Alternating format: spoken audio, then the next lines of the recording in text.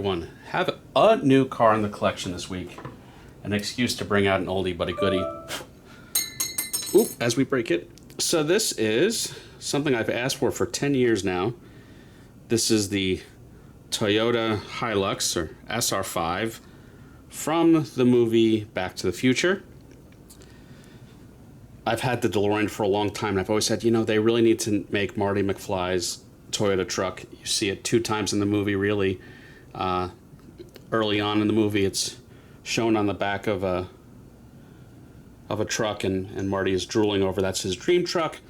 And then later in the movie, when he comes back home and opens the garage, the truck is there waiting for him.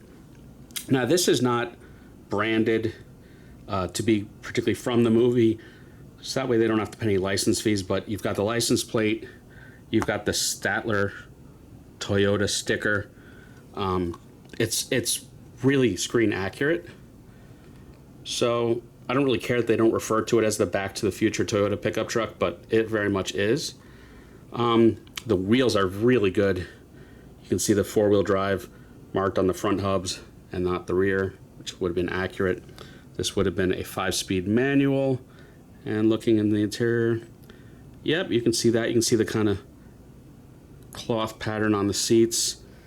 This is kind of a return to properly good autos. They all haven't been that great recently. Like, there's really good detail in the front, like shield or bash guard, whatever you want to call that, skid shield, mud guard.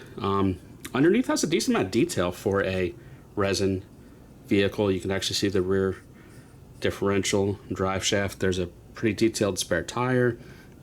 This is car number 1839 out of 2500. Paint's good, windows are good. Yeah, I'm pretty happy with this. Ignore the fact that one of these splash guards or mud guards just fell off. That's great, right? But no worries, it'll glue back on. What's nice is these are actually metal. This is just, I don't know, they put a little extra care into this one. You can see a little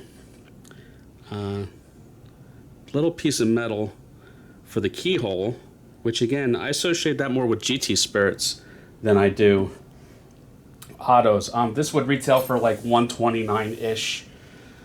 Landed. I did pre-order it because I wanted it so bad. Paid about $100 shipped. At that price, I'm not mad at it. There's your updated enclosed box with a picture of what you're getting.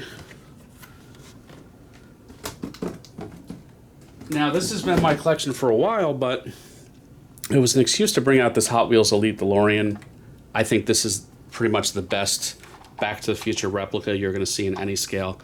This was Hot Wheels Elite, which is, to this day, one of my favorite brands. A good mix of detail and value. This would have retailed for maybe $100. You can still buy them from China for sometimes really cheap. Sometimes they want good money on eBay, so it really depends. It's hit or miss. But of course, Back to the Future came out, I think, in 1985. The second one I remember seeing in theaters around 1990.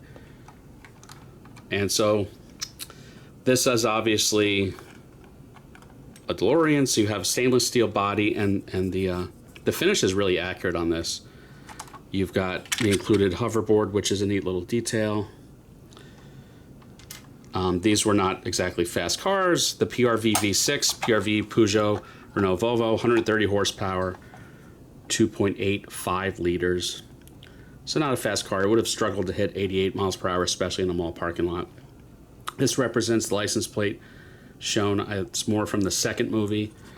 It has the proper white wall tires, the raised letter white walls, and it's lowered in the front. The movie cars were lower. Doors open correctly. Got all your details in there. The flux capacitor, the opening Mr. Fusion. I mean, really, this is as good as these get.